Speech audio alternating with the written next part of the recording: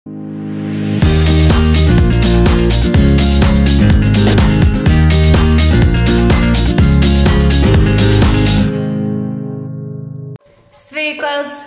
Šiandien, kaip matote, mano makiažui trūksta užbaigtumo, tai antakių, tad norėsiu šiandien apie juos ir pakalbėti.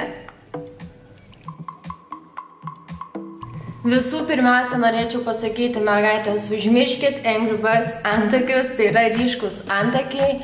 Dabar šių metų topas yra kuo natūralesni antakiai, tad papasakosiu, kaip juos susikurti.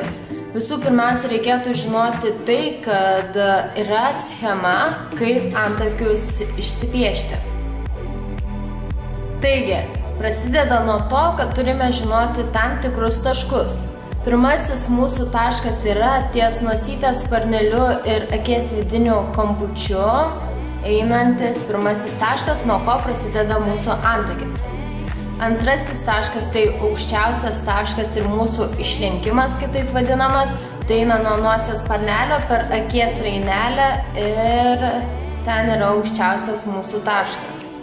Ir galūnėlė, mūsų paskutinis taškas eina nuo nosies sparnelio per akies išorinį kamputį. Ten baigėsi mūsų antakis. Pirmasis ir paskutinis taškas turi sueiti vienoje lygioje linijoje. Dar ką reikia žinoti tai, kad aukščiausias taškas turi būti ryškiausias, o priekis turi būti šviesiausias tam, kad suteikti antakiams natūralų efektą. Dar ką reikėtų žinoti tai, kad antakių formą reikėtų taikyti prie mūsų veido formos. Jeigu mūsų veidas yra labiau kampuotas, antakius darome apvalesnius. Jeigu mūsų veidas yra apvalus, antakius darome labiau kampuotus. Taigi, antakių priemonių yra labai daug ir įvairių. Aš šiandien parodysiu 3 skirtingas priemonės. Tai yra antakių šešėliai. Čia turiu rankose 671 numeriuką. Antakių šešėlius reiktų rinktis tada, kada mūsų formytė yra ganėtinai graži ir tiesiog norisi užpildyti kai kuriuos tarpelius. Su šešėliais yra dirbti lengviausia, tačiau ilgalaikiškumo atžvilgiu tai nėra pats geriausias pasirinkimas. Dar turiu rankose, tai yra gelis. Jis atrodo štai taip. Gelį reikėtų naudoti tada, kada mūsų antakiai yra labai vešlūs, turi gražią formą, tiesiog yra plaukeliai nepaklusnus ir norisi juos sušukuoti, kad suglustų į vieną formą. Na ir dar vieną priemonę turiu, tai pieštukas. Pieštukai yra mano vieni iš mėgstamiausių, nes su jais galima išgauti griežtesnę šiek tiek formytę. Tai nebūtinai reiškia, kad tai yra Angry Birds antakiai ir jie nebūtinai turi būti ryškus, jeigu yra griežtesnės formos. Ir ilgalaikiškumo atžvilgiu pieštukas yra tikrai geras pasirinkimas. Ir paskutinis faktas, ką reikėtų dar žinoti, tai kaip pasirinkti spalvą. Pavyzdžiui, turiu 3 pieštukus rankose, jie yra skirtingų spalvų. Ir geriausiai, kaip atsirinkti spalvą, tai yra prie plaukučių prisidėti spalvytę ir išsirinkti. Jeigu blondinės reikėtų antakius rinktis kuo šviesesnius, pieštukas turėtų, pavyzdžiui, būti iš šių 3 parinktas šitas, vidurinis, o jeigu esi tamsaus plauko, tai reikėtų pasirinkti panašaus atspalvio pieštuką, pavyzdžiui, šitą. Netgi galima pustonį tamsesnį pasiimti pieštuką ar kažkokią kitą priemonę, jeigu esate labai kontrastinga. Jeigu nesate kontrastinga, reikėtų rinktis daugmaž panašią spalvytę kaip plaukučių.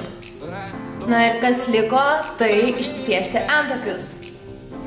Antakiams dar reikia turėti, kad juos išsipiešti, tai 2 teptukus, tai yra šukytės ir antakiams išpiešti.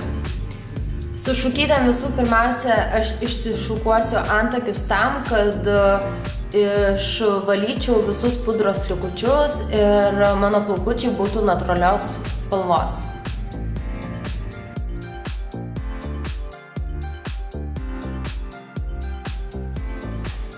Išsivalau.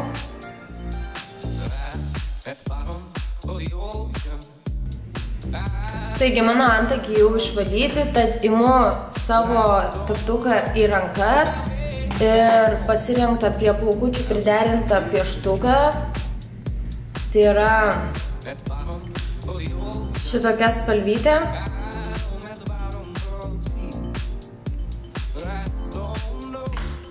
Ir piešiu pagal taisykles.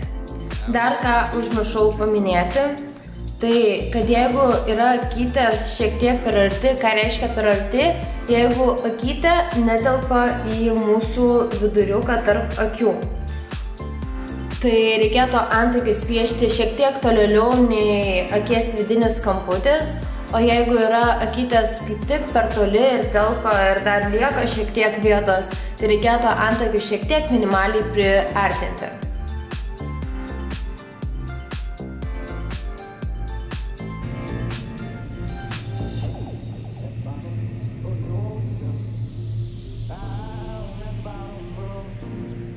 Pavyzdžiui, kai priekio aš piešiu, aš išsibrėžiu apačioje šiek tiek liniją ir viską retušuoju į viršų, tam, kad nesudaryti griežtų linijų.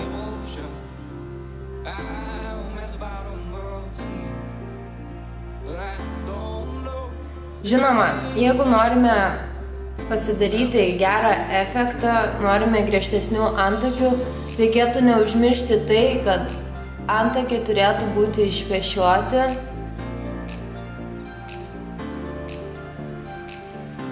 Nes jeigu nėra išpiešiuoti, yra labai daug baltų pūkelių įvairių ir negalim suteikti tos formos.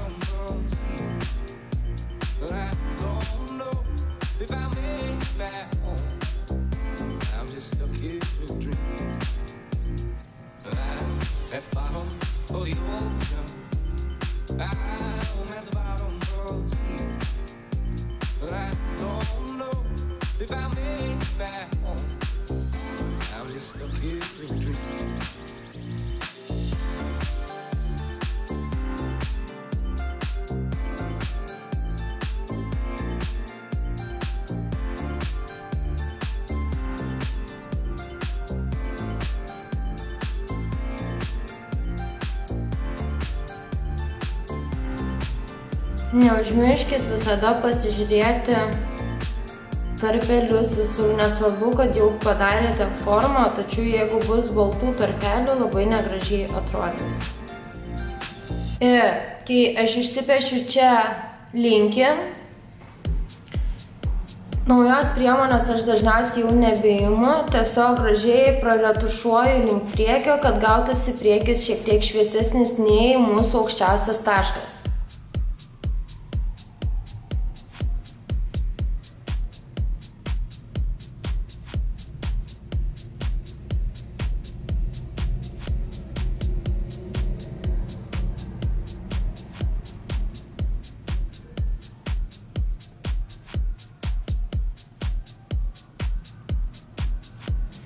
Tada dar kartą paimu šukytes ir gražiai sušukuoju.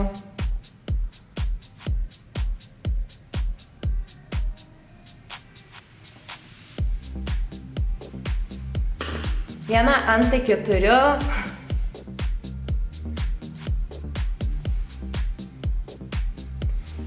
Ir tada jau žiūriu šiek tiek, kad man daugmaž tose pačiose vietose viskas būtų kaip ir pirmajam antakio, kur piešiau.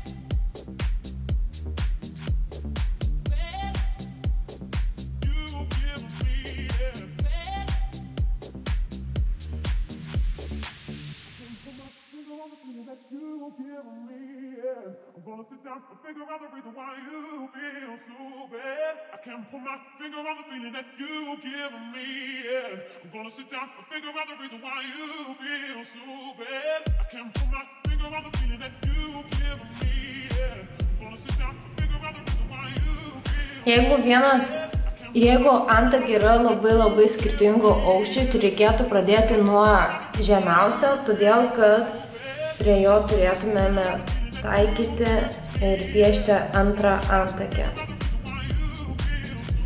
Nes jeigu piešime nuo aukščiausio, antrą antakį išpiešime tikrai labai nenatūraliai.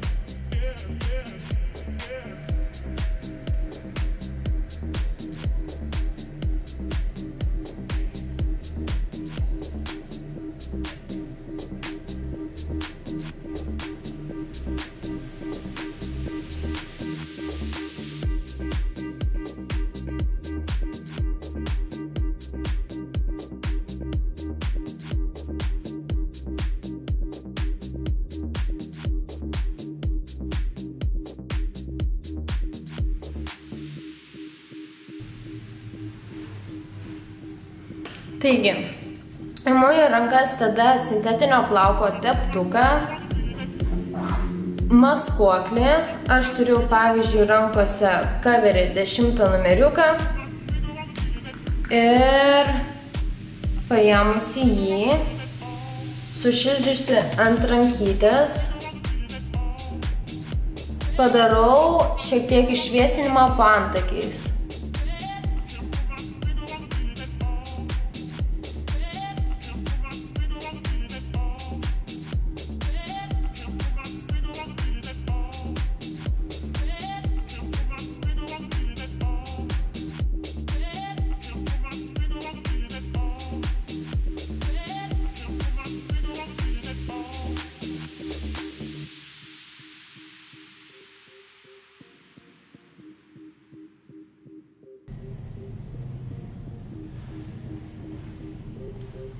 Na ir kad po kiek laiko man viskas nenubėgtų, čia nenusičiupinėčiau, tada pasiimu rankas šešėlį, tai yra opalas 238 ir su šviesiausia spalvyte aš viską užfiksuoju ten, kur šviesinu.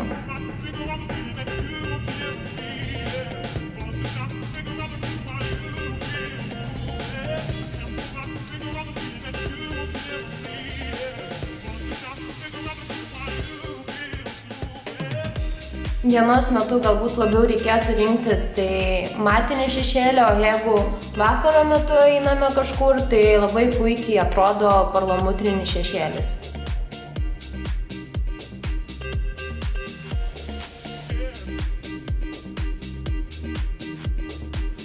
Tada antakiai yra.